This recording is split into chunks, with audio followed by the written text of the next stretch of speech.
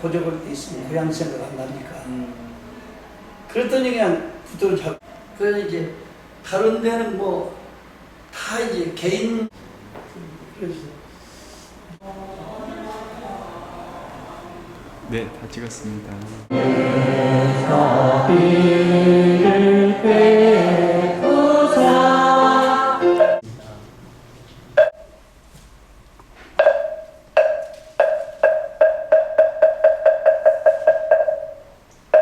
모두 자리에 앉아주시기 바랍니다.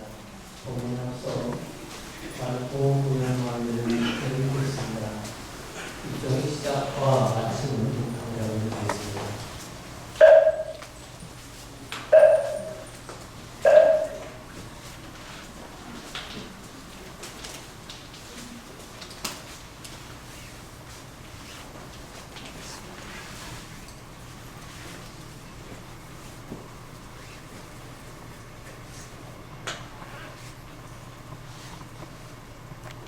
법사 스님은 화란 스님이십니다. 스님께서는 대한민국 조계종 전국 신도의 상임법사, 상락 수도원 원장, 사단법인 한국불교교화원 이사장을 역임하셨으며 현재 한국불교 금강선원 이사장에 주석하고 계십니다. 모두 큰 박수로 스님을 환영해 주시기 바랍니다.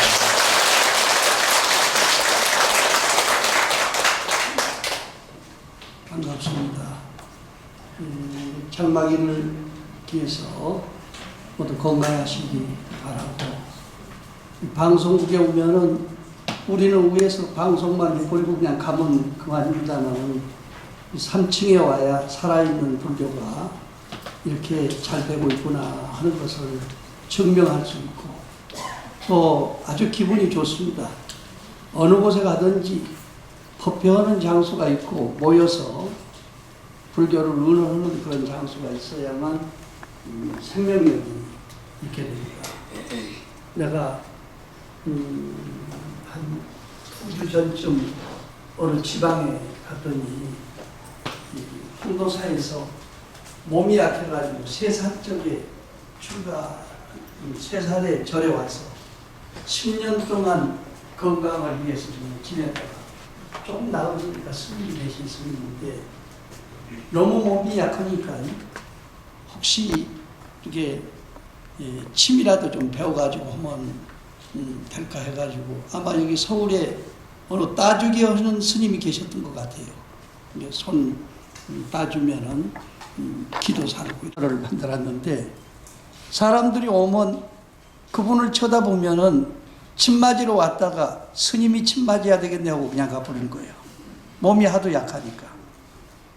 그 도저히 포교도 마음만 가지고서는 안 되겠다 이렇게 생각을 했는데, 그분이 어떻게 아침이면은 등산 다니면서 조금 운동을 하다가 공동묘지가 있는 장소에 가가지고 이양에 다니는 길이니까 염불이라도 좀 해주자. 그래서 염불 좀 해주고 이렇게 했는데, 나중에 산소에 오신 분들이 제사 지내고는 먹을 것도 주고, 또 스님 여기 와서 반야심경 한번 외워주세요 이렇게 하니까 반야심경도 외워주고, 이렇게 한 것이 나중에 인연이 돼가지고 자기 절에서는 전혀 뭐 신도가 모이지 않는데, 오히려 밖에 나가서 좋은 일 하다가 보니까 지금 신도가 3만 명 정도 돼요. 그래야 이제 정진하는데 특강을 한번 하자 그래서 내려갔는데, 정말로 어렸을 때부터 우리가 봐왔기 때문에 30년 동안 이 불교하는 모습을 보고 열심히 하면 되는구나. 나만을 위해서가 아니고 죽은 사람 위해서도 염불해 주니까 되는 거 아니에요? 빈 입에 염불한다고 노는 입에 염불하시고 정진하시면서 포교하면은 다 불교도 잘 되고 아울러서 나도 복되게 될 수가 있습니다.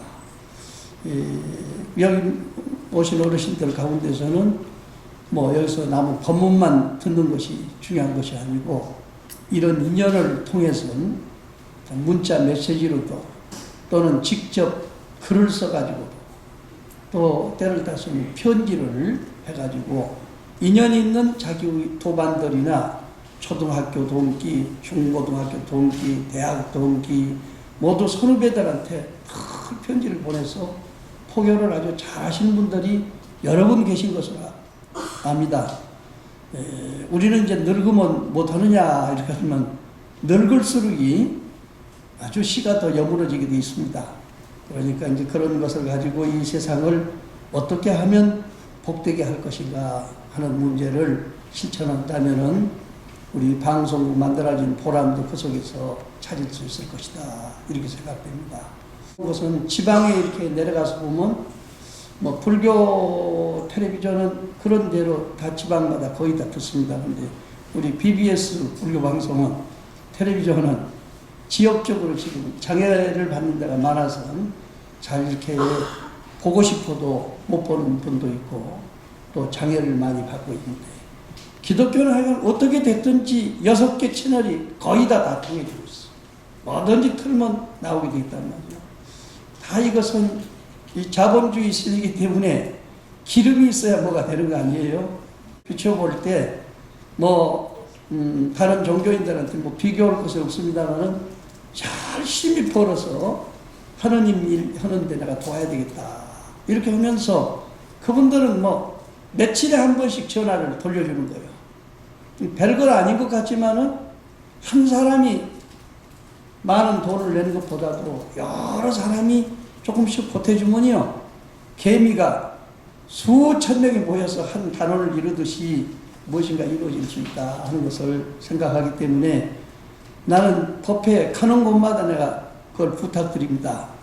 오늘 또 이미 다 그렇게 하고 계신 거지 알고 계십니다만은 가능하면은 이 주위에 있는 집안 식구들보다도 불교 텔레비전을 하루에 한 번씩이라도 좀 틀어봐라 이렇게 하고 텔레비전에서 부처님 역사를 좀 새롭게 조명을 해보는 그런 일을 하고 있는데 저도 그것이 아니어도 내가 불자로서 꼭 부처님 역사를 바르게 인간적인 면에서는 이게 좀 찾아봐야 되겠다 이렇게 해서 내가 인도를 16번 다녀왔습니다.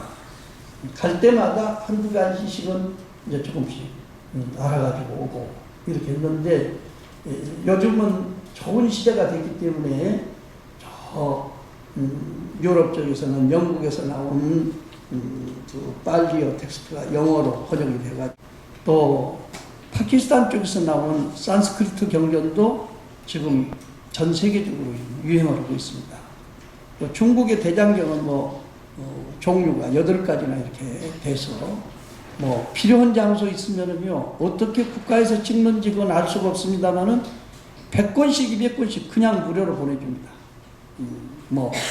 보통 대장경 한 권에 최하 250권, 150 외국어를 한 7, 8개국씩 하는 분도 있고 또 그 가운데는 아주 전문적으로 기독교 계통만 아주 전문적으로 파고든 사람이 있고 또는 힌두교 계통만 이렇게 판 사람도 있고 해가지고 여러 종류 분들이 계시기 때문에 그분들한테 자료를 좀 모아가지고 방송하는 데 도움되도록 하자 이렇게 하다가 보니까 새로운 옛날에 보지 못했던 그런 자료들 말하자면 우리는 첫 번째 1, 2, 3회 때 만들어진 대장경만을 중심으로 근데 지금은 미얀마에서까지 만든 대장경까지 보면 제6회본까지 있습니다. 그러면 거기에 해설서가 적어도 2, 30개는 나올 겁니다. 60회 하기로 돼 있는데 이렇게 하기 때문에 이제 관념적인 불교뿐이 아니고 살아있는 부처님 어떻게 하면은 어떤 문제가 생겼을 때 그 문제를 어떻게 해결하느냐 하는 문제는 부처님의 상담을 통해서 상당심리학을 따로 공부하지 않아도 부처님 경전을 읽고 그 이야기를 들으면은 그런 문제점을 해결하는데 대단히 큰 도움이 될 수 있습니다. 무슨 학자적으로 공부하지 않더라도 이야기식으로 나오는 거니까 그 이야기를 듣고 나의 형편과 사정에 의해서 집안 문제의 어떤 사건이 생겼다면은 그것을 부처님의 지혜로서 풀 수 있는 방법을 우리가 개발을 할 수가 있단 말이죠. 부처님이 살아계실 때 인도에 16나라가 있었습니다.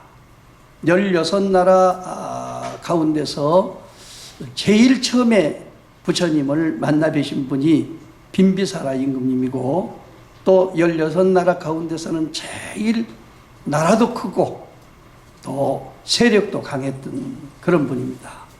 근데 이제 오늘은 이제 개인적인 문제에서 이야기를 부분적으로는 듣지만은 종합적인 면에서 역대에 부처님을 좋아하고 받들었던 임금님 가운데서 대표적인 빈비사라 임금님을 통해서, 부처님을 통해서가 아니라 빈비사라 임금님의 그 말씀이나 행을 통해서 불교를 조금 더 달리 이해할 수 있는 방법을 한번 말씀드려 볼까 이렇게 생각이 됩니다. 이 빈비사라 임금님은 조상으로 볼 때는 한 마갈타국이 20대부터 23대쯤 되니까 상당히 자리가 잡힌 나라입니다. 그리고 우리나라 남북을 합해서 2배 반 정도 되는 영토를 가지고 있었어요. 요즘이니까 뭐 중국이나 미국 같은 큰 나라를 이렇게 보게 되는데, 지금부터 2500년 전 볼 때는 대단히 큰 나라입니다. 전 인도가 물론 지금 보면은 38배 정도 되는, 우리 한국 38배 된 그런 나라라고 하지만은 남쪽 지방에는 사막지대가 되고 전혀 뜨거워서 사람이 살지 못하고, 북쪽에는 또 히말리아 쪽이 돼가지고 추워서 살지 못하고, 그 중부를 중심으로 해서 모여있는 나라가 16나라인데 16나라 가운데서 우리 국토에 약 3배 정도 되는 이런 영토를 가지고 있다는 대단히 큰 나라입니다. 근데 그분이 이 임금님이 되기 전에 7살, 8살 때 그때 당시는 불교가 안 나왔으니까 바라문교지요. 힌두교입니다. 하느님한테 늘 기도를 드립니다. 하느님, 저는 우리 지금 왕자들만 해도 60명이 넘습니다. 그러면 그 60명이 넘는 왕자들 가운데서 임금님 한 분을 뽑게 되면은 대단한 투쟁이 일어나고, 또 한 사람 뽑고 나면은 거기에서 서로 경쟁했던 사람들을 숙청하는 일들이 많이 생겨서 4촌, 6촌, 8촌까지도 전부 다 죽이는 그런 풍습이 이루어지고 있는데, 나는 임금님 노릇 안 해도 좋습니다. 내가 임금님이 만약에 된다면은 싸움하지 않고 임금님이 되는, 투쟁하지 않고 임금님이 되는 것을 제가 첫 번째 원합니다. 이게 빈비사라 임금님의 첫째 번 소망입니다. 그 뒤로 열심히 운동을 해. 역시 그 왕자로서의 힘은요, 무력을 기르는 겁니다. 그러니까 주로 무력을 기르는데 17살 때까지 대강 29종의 무예를 완성을 합니다. 완성한 뒤에 다시 한번 발언을 합니다. 저는 나이로 볼 때는 2, 3년 있으면 내가 왕위로 오르든지 아니면 차자가 되든지 뭐 지방장관이 되든지 돼서 나갈 것 같은데요. 아기 때부터 운동만 했기 때문에 전혀 힘이 없습니다. 정신적인 힘을 가진 지도자가 나를 옆에서 보좌해 줘야 되겠는데, 정신적인 지도자는 지금까지 이상적으로 생각하는 것은 오직 부처님입니다. 깨달은 사람이요. 이 세상 모든 일을 바르게 깨달아 가지고 옳고 그름을 판단해 줄 수 있는 능력을 가지신 이러한 부처님이 우리나라에서 나왔으면 꼭 좋겠습니다. 다른 나라에서 나오면 자기 나라에서 나왔다고 다른 임금님이 끌어갈 거 아닙니까? 석가를 출신인데, 히말리아를 살고 있는 석가를 출신인데, 시로 말하면 구닥이고, 내 이름은 시다다. 제가 볼 때 인물이 아주 이렇게 훌륭하시겠는데, 무엇이 부족해서 출가하느냐? 만약에 부족한 것이 있으면 돈이 됐든지 땅이 됐든지 사람이 됐든지 다 원하는 대로 되니까 나하고 같이 정치를 하면 어쩌냐? 나는 무력에는 내가 자신 있어. 정신적인 면에서 당신이 일을 보면 어떠냐? 나도 결혼하신 분이 3분입니다.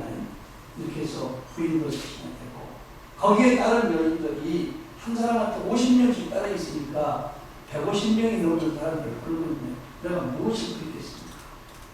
또 내가 왕자를 태어났기 때문에 또 외아들이고 하기 때문에 모든 우리 국가 것이 전부 내 것이는 다름없는데 나는 그걸 가지고 영원히 죽지 않고 좀 살았으면 좋겠는데, 그리고 일단은 탐없이 그 공부를 완성할 테니까 거기서 무사한을 얻게 되면 나한테 그걸 나눠주십시오. 그것을 경전에서는 감노라고 부른다. 감노의약을 나눠 먹을 수 있도록 하시다. 약속했습니다. 그런데 이 빈비사라 임금님은 이 부처님을 놓칠까 봐가지고 마지막 부탁한 거예요. 어디 가서 공부를 하실란지는 모르지만은요, 우리 영토 안에서 공부를 해가지고 성취하시면은 제가 꼭 모시겠습니다. 돌을 깨치시면 꼭 나를 찾아서 내 공양을 받아주십시오. 이게 약속을 했습니다. 그리고 두 사람을 시켜가지고 멀리서 어디 가서 무엇을 하고 있는지를 낱낱이 살펴보도록 해서 늘 보고를 받았습니다. 이렇게 해서 이제 6년 고행을 통해 가지고 도를 성취했다, 이 소문을 들었지요. 마음속으로 간절히 기다리고 있을 텐데 부처님께서 아까 베나레스에 가서 오비구를 제도하고 그 마을에서 야사의 친구 55인을 제도하고 그 다음에 이제 삼가석의 제자 1,000명을 제도해가지고 그 1,000명을 거느리고 지금 바라문교를 신앙해서 거기에 익숙된 그런 사람들이기 때문에 또 그 교를 믿고 있는 임금의 마음을 허무하게 하기 위해서 같이 모시고 있는 거예요. 그런데 높은 산에서 지금 코끼리산이라고 하는 산에서 이렇게 내려오시는데 뭐 1,000명한테 그런 이야기를 구체적으로 하지 않았습니다. 그런데 처녀를 사서 그 부렁이한테 공양하는 의식이 제일 큰 의식입니다. 그런데 각 나라에다가 부탁을 해가지고 임금님한테 쌀 몇 가마니 얻어가지고 그 처녀를 사는 비용을 대는데도 절절내는 거예요. 그런데 임금님이 직접 공양을 한다고 그러니까 사람들이 아주 감동을 한 거예요. 그래서 그냥 뭐 옷 단정히 입어라, 걸음 제대로 걸어라 이런 소리 하지 않아도 임금님 앞에 나타나려고 하기 위해서 조실하게 걸어서 저 산 봉우리에서부터 똑같이 1,000명이 줄을 이어서 내린단 말이에요.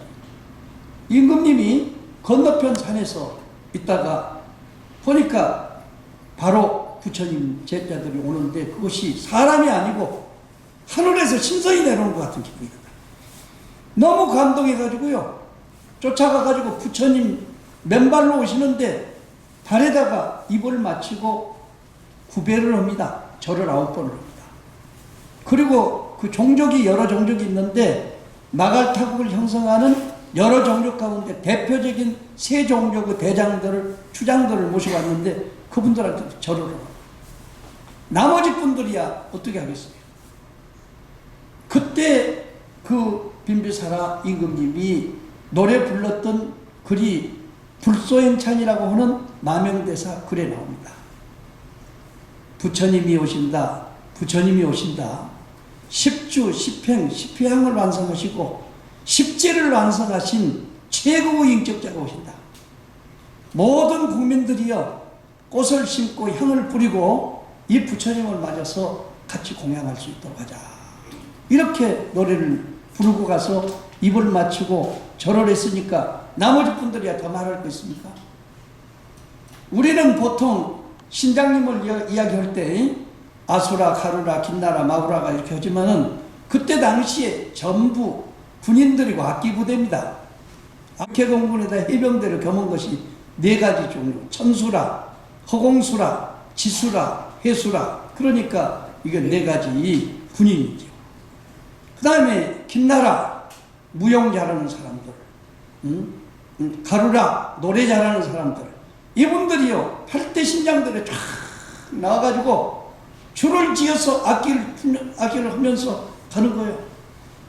그 마갈타국 시내, 왕사성 시내에 이 집을 짓고 사는 사람들이 그때 당시 약 40호 정도 됐다고 그럽니다. 이 소리를 듣고 다 나오는 거예요. 그러니까 부처님이 독개쳐 가지고 마갈타국에 들어갈 때 몇 사람이 그냥 초대해서 가는 것이 아니고 전 국가적인 면에서 환영을 하는 겁니다. 그래서 부처님 그 궁중으로 모셨는데 궁중에 가니까 톱밭을 만들어 놓고 부처님 맞을 준비를 제대로 했고 음식 준비를 다 했단 말이에요. 그리고 공양을 한 뒤에 정식으로 초청합니다. 오늘부터요 보름 동안은 우리 왕궁에서 부처님께 공양을 올리고 제자들께 공양을 올릴 테니까 다른 데 가지 마시고 공양을 받아주십시오. 그래서 첫째 날은 이제 임금님을 위해서 공양을 하고 첫째 날은 태자를 위해서 공양하고 이게 순서적으로 14일 동안을 쭉 공양을 준비를 해서 올렸습니다. 근데 14일 날 저녁에 내리면 끝나는데 꿈을 꾸니까 천야마냥 낭떠러지에서 많은 사람들이 속에 들어있는 것 같은데 막 물이 들어 끓고 거기서 머리만 보였다가 가라앉고 그냥 막 이렇게 하는 거예요. 무서워가지고 벌벌 떨고 새벽 2시에 꿈을 깨고 나면 잠을 못 잤어요. 내가 오늘 좋은 일하고 회양하는 날인데 어떻게 이렇게 되냐. 잠만 들으면 밑에서 끓는 것이 막 연기가 나가지고 나중에는 그것이 하늘로 올라가는데 새카맸던 구름이 하얗게 돼서 올라간다. 좋은 일을 하는데 이런 두려운 일이 생기고 해가지고 걱정을 해서 그날 부처님이 오시니까 부처님한테 부처님 오늘 회양하는 날인데요. 아무개를 위해서 오늘 공양을 특별히 하는 날인데 그 아무개가 복이 없어서 그런지 이런 꿈을 꿨습니다. 그러니까 그게 좋은 꿈입니다. 임금님이 현재 임금 노릇하고 있지만은 조상 없는 임금님이 있습니까? 그 역대 23대를 내려올 때 많은 전쟁, 많은 희생을 통해서 오늘 마갈타국이 있게 됐는데 지금까지 19일 동안 제사를 공양을 올리는데 전부 산 사람들만 생각을 하니까 그 압도에 떨어져 있는 조상들이 내 지옥에 빠져있는 부글부글 끓는 속을 모르고 있느냐 그렇게 해가지고 우리한테 선몽을 한 것이기 때문에 오늘 공양을 올리시는 분은 그분 이름으로 올리는데 한마디만 하십시오. 오늘 공양은 지금 이 마갈타국이 생긴 이후로 오늘날까지 이 나라를 위해서 희생 봉사하신 모든 조상들과 우국 청년들을 위해서 공양을 올립니다. 이분들을 받들다가 희생됐던 모든 백성들을 위해서 올립니다. 유주 무주 애혼 불자들을 구분할 것 없이 모든 사람들이 다 해탈을 얻도록 바랍니다. 이렇게 발언을 하시면 아주 검은 연기가 하얗게 돼서 하늘로 올라갈 겁니다. 그 이야기를 듣고 보니까 꼭 그 꿈이에요. 그래서 부처님께서 공양을 받고 축원을 하실 때도 산 사람 축원을 먼저 했는데 그날만은 돌아가신 분들 축원을 먼저 하고 산 사람 축원을 마지막에 했습니다. 그리고 그 다음에 공양이 끝나는 날이니까 의복을 1200벌을 해가지고 왔어요.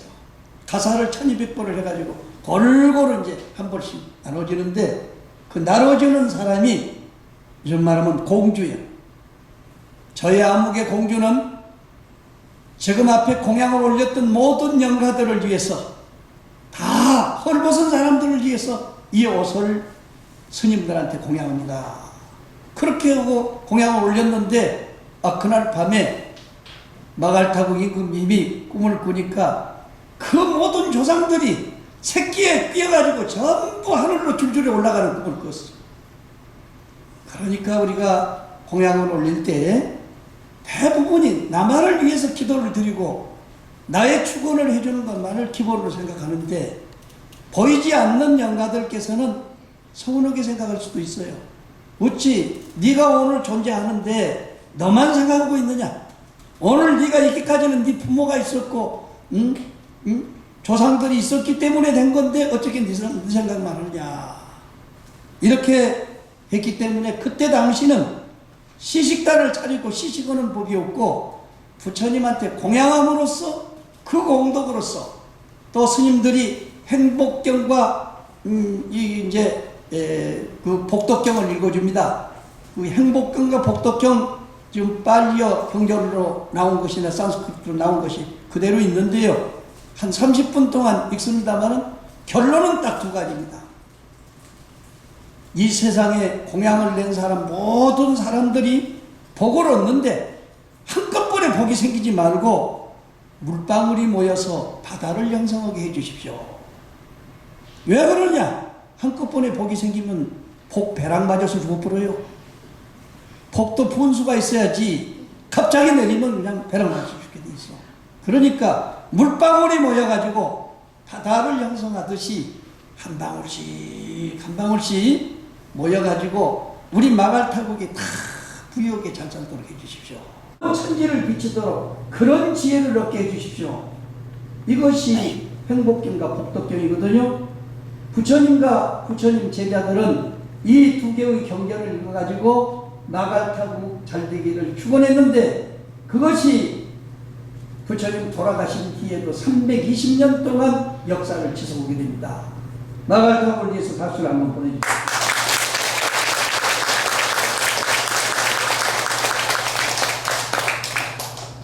우리가 조선조 역사를 이렇게 보면 많은 임금님이 이렇게 지속을 하는데요. 50년 간 임금님이 거의 없습니다. 딱 정조대왕이 51년이니까 나머지는 다 20, 30년. 내가 그걸 보고 사실 특히 장자급에 해당된 사람들, 어른들 음식 조심해야 돼. 좋은 것이라고 갖다 주면 막 먹고 죽어버려요 그냥 병들어서. 대부분이 몰라서 그러지 당뇨병이라든지 이런 이상한 병이 오히려 합병증 생겨가지고 그렇습니다. 세종대왕 같은 분도 그냥 뭐든지 갖다 주니까 젊어서 임금님 됐으니까 잘 먹었는데 38살부터 눈이 어두워졌잖아요. 그래서 이제 아무래도 이제 죽어야 될 모양이다. 글 좋아하시는 분이 글을 못 보면 죽어야 되거든요. 다른 사람들은요 더 좋은 약을 더 좋은 음식을 갖다 잡숴야 된다고 전부 권장을 합니다. 그런데 스님 한 분이 오시더니 딱 그런 거예요. 내가 말씀드린 것이 눈이 절대로 낫지 않습니다. 이렇게 해서 한 서너 가지 일러줬어요. 다른 유생들은 난리가 났지 임금님 말려 죽이려고 그러냐. 그런데 딱 그분 말씀을 듣고 6년 동안 그대로 실천했습니다. 그래서 밥을 넣을 때도요 잡곡밥 잡수라고 했기 때문에 잡곡밥을 상에다가 놓으려고 하지 않는 거예요. 그러니까 임금님께서 내 상에는 밥을 2그릇을 놔라. 쌀밥하고 잡곡밥. 먹는 것은 내가 알아서 먹을 거다. 그래서 놓으면 잡곡밥을 잡수고 6년 동안 그렇게 했는데 눈이 회복이 됐어요. 요즘 말로 하면 뭐예요? 당뇨병이지. 다리 힘이 없고 정신이 어지럽고 말이요. 뭘 먹기만 하면 더 그것이 열이 나고 이렇게 하니까 했는데 그 스님이 딱 보시더니 이것은 이런 음식 방법이 아니고서는 치료할 수가 없다. 그래서 결국에는 그때부터 임금님이 너무너무 감격해가지고 불교에 대한 노래를 부르기 시작하는 거예요. 그게 영산해상곡 들어보셨죠? 영산해상곡은 세종대왕이 먼저 지어가지고 작곡을 뒤에 사람들한테 하게 만들고요. 자그마치 부처님 찬타라는 노래를 17곡을 짓습니다. 국악원 사람들을 중심으로 해서 그걸 틀도록 하고 말이요. 그것이 어떻게 된 것인지 우리 불교인한테 전해져야 되는데 중앙대학교 총장 박범훈 씨한테 전해져가지고 그걸로서 발사하기 받은 분이 지금 몇 분 되는 거예요. 이 근래 가면 갈수록 세종대왕이 그렇게 불교를 깊이 있게 공부했던가. 요 근래에 그분 세종대왕 그 형제들이 같이 공부한 장소를 여기 이 사대원 문 안에서는 유생들 때문에 강의를 들을 수가 없습니다. 그래서 그 태종대왕이 다니면서 기도하고 공부했던 자리가 대자암이라는 절이요. 그 대자암이 저 고양군에 있습니다. 고양군에. 그래서 내가 가보니까 그 고양군 그 대자암 절터에다가 세종대왕 동생 묘지를 거기다 쓰고 그 대자암 법당은 다른 데다 옮겼는데 옮겨서 지었던 것이 임진왜란 때 타고 아직까지 복원이 안 됐습니다. 사실은 우리 역사에 아주 또렷하게 남아있는 것이니까 하고, 내가 그때 한번 말씀드렸는지 모릅니다만은 그 성균관에서 14년 동안 세종대왕이 공부하셨거든. 그 공부하신 가운데서 매달이면 2번씩 말하자면 조사 선생님들한테 찬을 올립니다. 찬을 올리는데 보면 중국의 옥황상제를 중심해서 여수, 누탕, 문무, 주공, 공자 72인을 지금도 모셔졌습니다. 그 사당에 모시고 전부 잔 한 잔씩 올리고 예배를 드린단 말이에요. 그 태종 임금님한테 네가 임금 노릇을 해야 되겠다 그러니까 저는 내 조상을 섬길 수 있는 아량이 생기기 전에는 내가 임금 노릇 안 씁니다. 그럼 어떻게 하면 되겠느냐? 어떻게 성균관에서는 중국의 옥황상제가 누구예요? 중국 하느님입니다.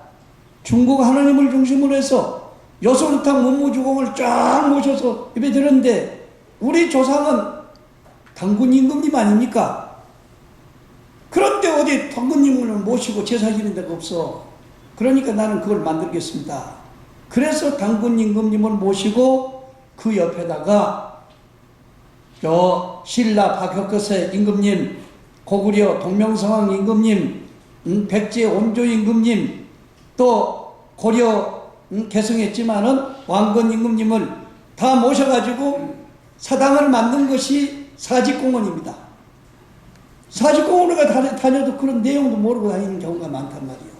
세종대왕 동상을 세우려면 원래 살기를 어디서 살았어요? 이쪽 장경원 쪽에서 살았으니까 거기다 모셔야지. 그런데 여기다 모시는 원인이 왜 모셨느냐? 사직공원이 바로 뒤에 있기 때문에, 조상을 모셨던 그 장소가 있기 때문에 그 중간에다 모신 것이 지금 세종문화관 앞에다가 이렇게 모시게 된 겁니다. 그러니까 아무리 외부에서 들어온 사상과 종교가 좋다고 하더라도 자기 조상도 모시면서 모실 수 있는 마음의 자세가 돼야지, 나무 종교만 따라서 하다 보면 내 조상이 없어져 버리면 거기서 끝나게 되는 겁니다. 나는 내가 잘못 보는지 모르지만은 로마가 그렇게 세계를 지배하고 모든 길은 로마로라고 하는 말이 생길 정도로 됐었지만은 결국에는 어떻게 됐어요? 30년 이내에 그냥 쫄딱 망했거든. 그 망하는 원인이 뭡니까? 백성들이 이력이 싫어, 놀기 좋아해요. 놀면서도 그냥 노는 거 아니라 운동을 하는데 사람 죽이는 운동을 하는 거예요. 격투기를 봐도 그냥 죄인들 데려다가 싸워서 죽이는 그런 운동을 하고, 말을 타도 소를 타도 소를 가지고 지면 거기서 찔러서 죽여서 그거 잡아먹는 그런 식으로 하고 말이에요. 놀기 좋아하고 먹기 좋아하고 또 모여 앉으면 무슨 하느냐? 주로 마작한단 말이에요. 마작해. 우리는 돈만 벌면 제일이요. 그렇지만 마작 가지고 된 나라가 없습니다. 이런 것은 절대적으로 조심을 해야 되는데 그 생각으로 우리는 못하고 있는 거예요.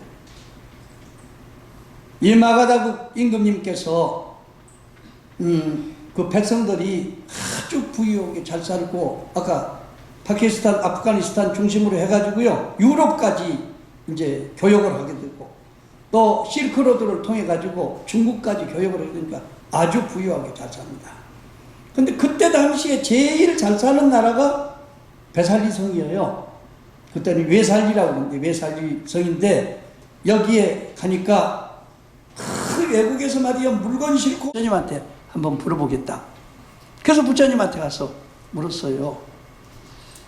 안입이 설신어가 겉으로 좋아하는 것도 좋지만 속에서 선열미를 느낄 수 있어야 되는데, 그런 것은 같은 놀이 가운데서도 요즘 말로 하면은 그냥 겉으로 보는 것보다는 손으로 속으로 느끼는 바둑 장기만 못합니다. 그렇게 이야기를 했어. 그래도 백성들이 원하니까 어떻게 합니까? 그래서 요즘 말은 미스 인디아를 뽑는 겁니다. 그래서 최고로 아름다운 여자를 뽑다 보니까 어떻게 됐어? 임금님이 거느리고 살고 있는 왕보다도 더 이쁜 여자가 나오게 됐어. 그러니까 대상들이 하는 말이, 임금님 이양에 뽑은 거니까 그래도 임금님이 하루 저녁 자야 될 거 아닙니까? 그래서 결국에 임금님한테 하루 저녁을 모시게 됐는데, 하루 저녁 모신 것이 묘하게 아기를 가지게 됩니다. 근데 기생은 호적이 없는 사람이기 때문에 그냥 아들을 낳으면 죽여버리게 돼 있어. 아무리 임금님 아들이어도 소용없어. 딸을 낳으면 기를 수가 있습니다.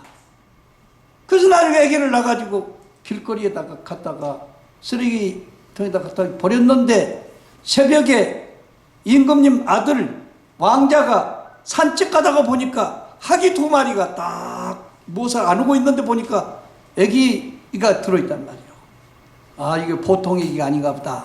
그래서 데려다가 양자를 삼아가지고 길러가지고, 그 안에서는 기르기가 힘들기 때문에 타카실라 성으로서 유학을 보내가지고 거기서 성공해서 돌아오신 분이 부처님의 그 의사이면서 나라의 임금님의 어이였던 기바의사입니다. 기바의사 유명하지요. 그런데 아들은 첫 번째 그렇게 낳기 때문에요, 다른 사람들이 감히 범접을 못합니다.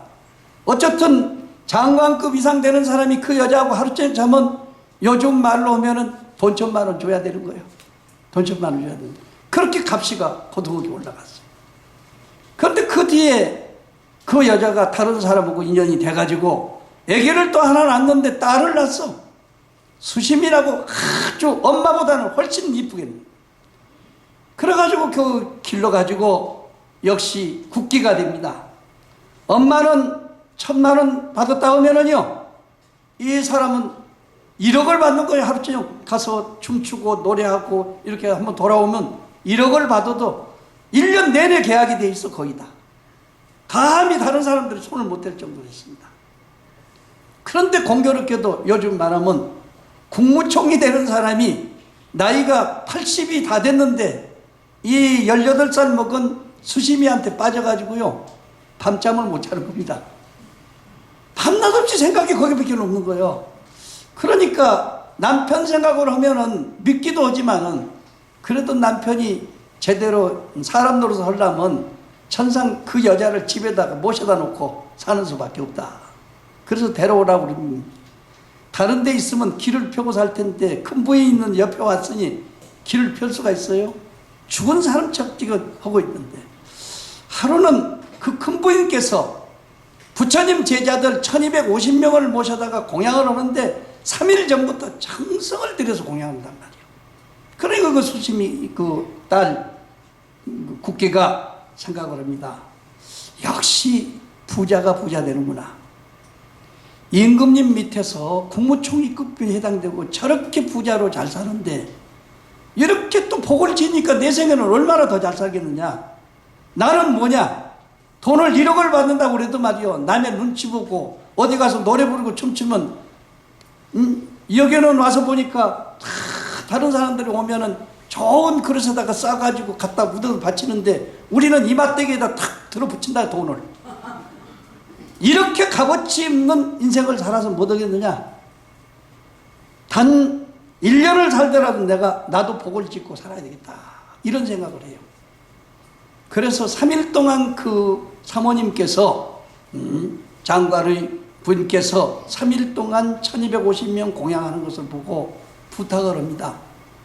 나도 이제 정신 차려서 살아야 되겠으니까요, 내가 여기서 나가서 그동안 번 돈을 가지고 이 1250명을 나도 3일 동안 공양을 하겠습니다.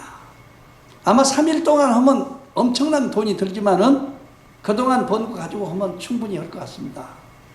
그래, 네가 뭐 우리 집에 와서 살고 있는 거 기가 죽어가지고 사는 거 보니까 그렇지 않은 내가 불쌍했는데 좋은 일 한다고 그러니까 내가 해방시켜 주겠다. 그러나 우리 남편께서 원한다면은 너는 절대로 그걸 죄송하게 생각할 필요가 없다. 그분 뜻에 의해서 하는 거니까 그렇게 해서 보내가지고 3일 동안 공양을 착 해서 모십니다. 아까 여기 그 장관 부인이 이제 공양을 올 때는 주로 채식을 밥을 중심으로 해서 올려드리는데 이분은 그때 당시는 우유가 아주 귀합니다. 정제된 우유 한 잔씩 오고 또 쌀로 만든 정강이 있어.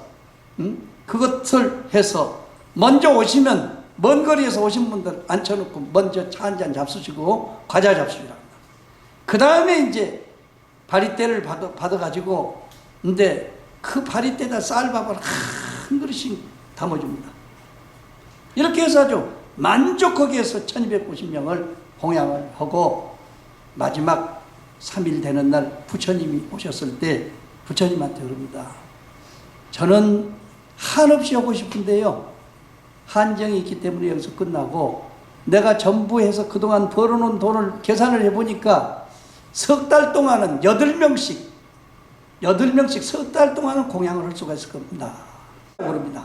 8명을 모시니까 퍼승제 매일 8명씩만 우리 집안으로 보내주시면 내가 정성껏 모시겠습니다. 그렇게 약속을 했어요. 그래서 매일 8명씩을 그 집에 가서 서로 공양을 하고 싶어 하니까 돌아가면서 하는 겁니다. 8명씩을 석 달 동안 한단 말이에요. 그러면 먼저 밥 먹었던 사람들이요 지방에 내려가면 전부 이야기가 그 집 가서 밥 먹은 이야기 자랑을 하는 거예요. 그러니까 거기 마갈타국에서 좀 변방에 갔는데 호숫가에서 앉아서 스님들이 몇 분이 계신데 그 왕사성에서 뭔 좋은 일이 있습니까? 그러니까 그 이야기를 하는 거예요. 옆에서 듣고 있던 스님이 말만 들어도 이건 기가 막힌 일이요. 우리 같은 사람도 가면 밥을 얻어먹을 수 있습니까?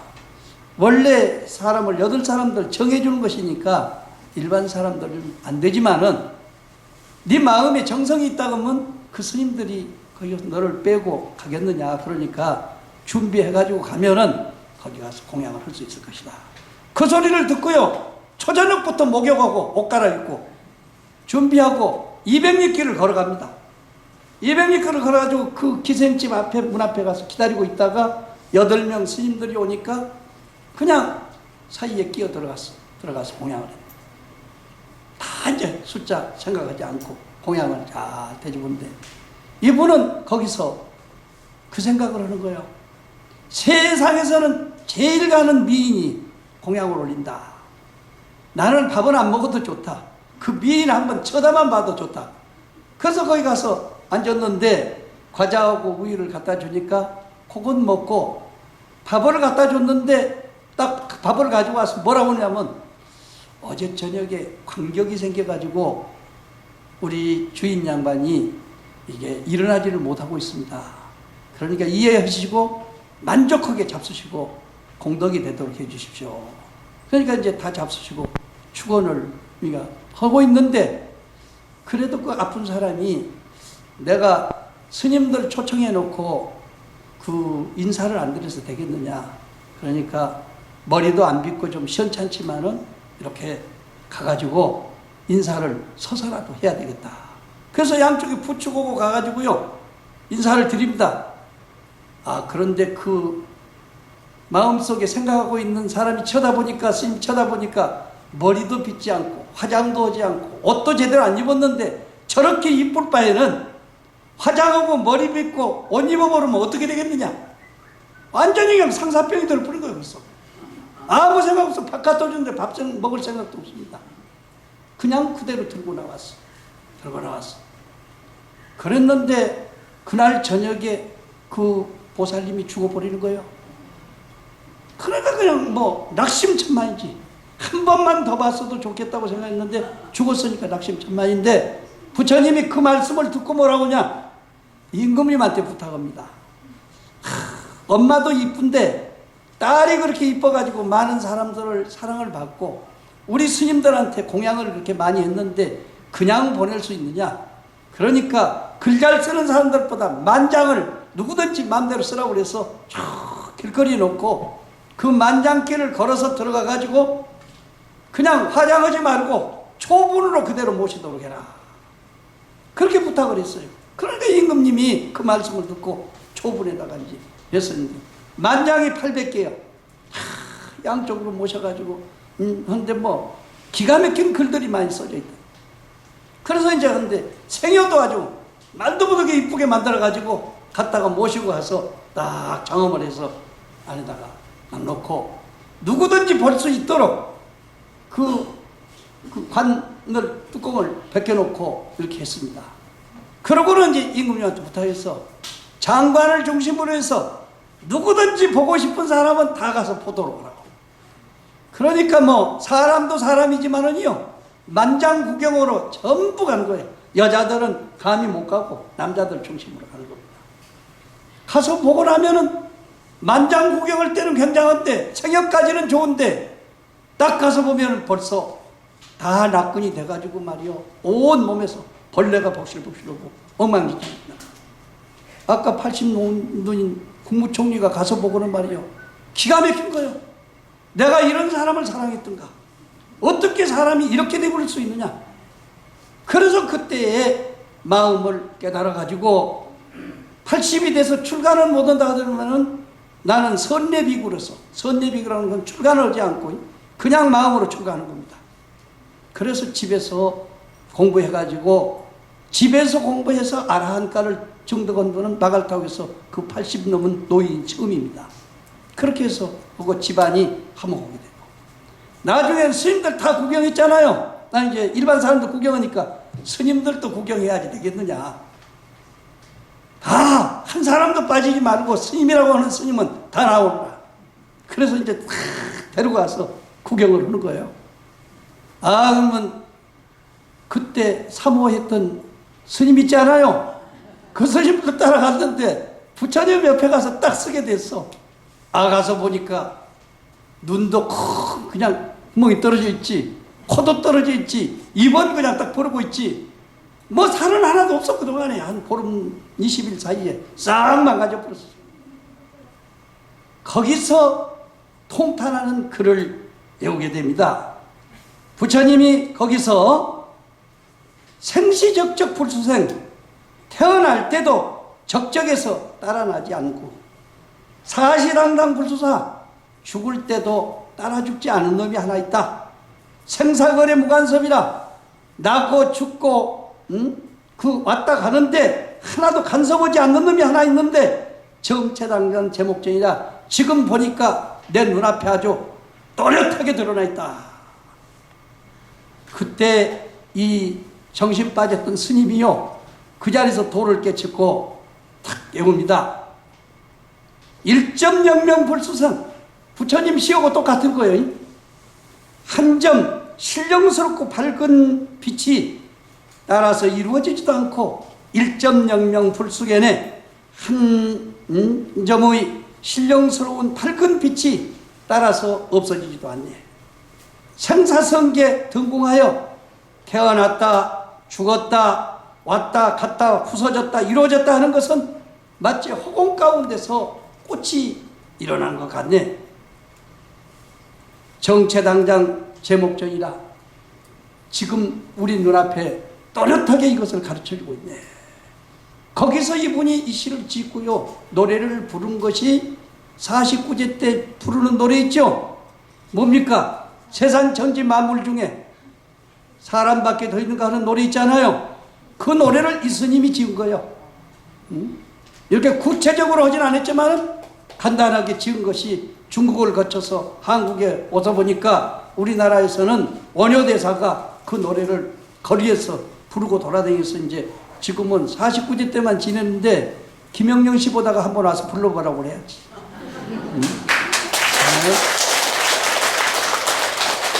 그때 7분의 장관의 부인들이 있습니다.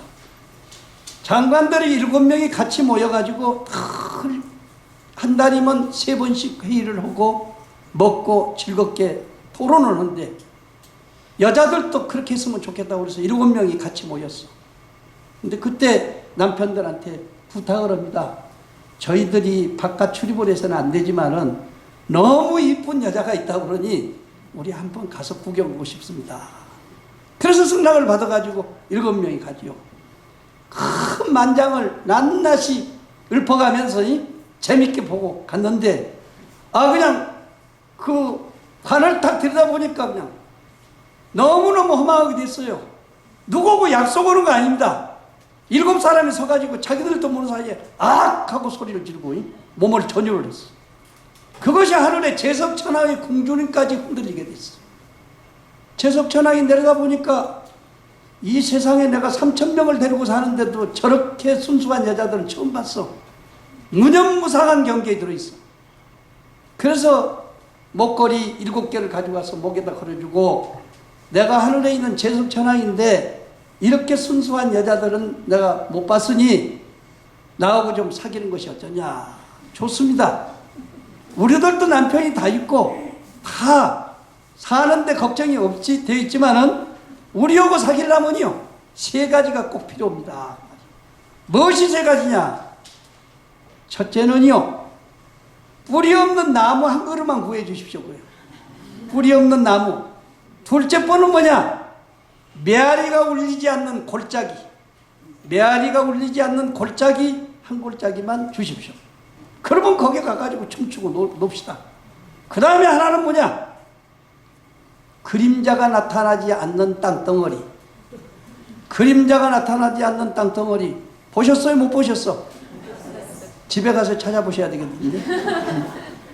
이것이 유명한 칠연여의 삼반물이라는 이야기입니다. 삼반물, 3가지 물건.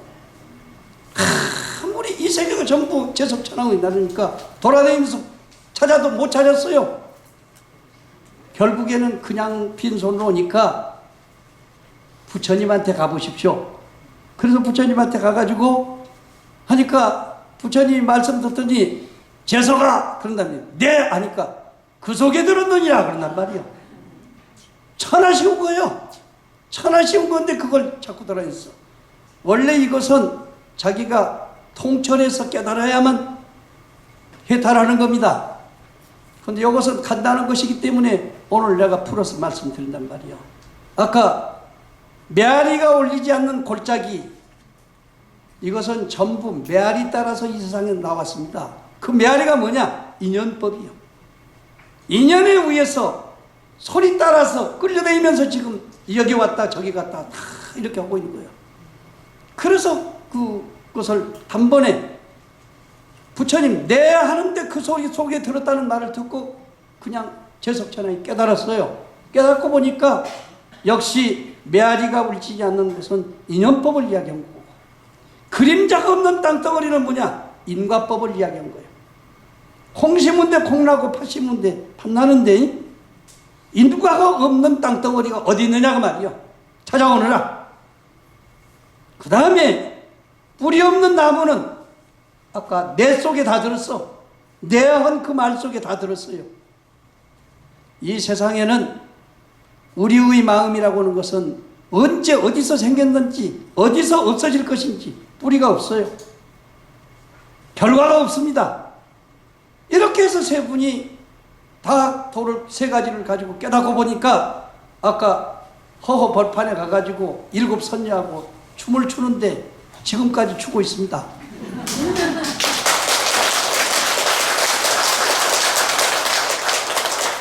이러한 일들이 비일비재입니다마는 요즘 만약에 우리 박 대통령이 이런 이야기를 가지고 마갈타국 임금님 부처님 섬기는 이런 모습을 한번 보았다고 하면은 어떻게 되겠느냐?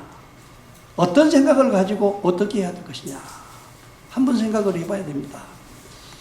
내가 이렇게 그러니까 우리 한국 땅에 있지만은 그 땅덩어리는 치외법권적인 땅덩어리이기 때문에 정치인들이 일 저지르면 그걸로 도망갑니다. 한국 사람은 잡을 수가 없어요. 그런 처지에 놓여 있는 것이 우리 한국의 실정입니다. 외국 것도 좋고 문화 혁명도 좋고 돈벌이도 좋고 하지만은 자기 땅덩어리 하나 지킬 줄 모르면은 나라가 공중에 뜨게 돼 있습니다. 돈만 버는 것이 문제가 아니라 번 돈을 가지고 이 세상을 어떻게 살 것이냐 하는 것은 우리들이 스스로 깨달아야 할 일이라고 생각됩니다. 감사합니다.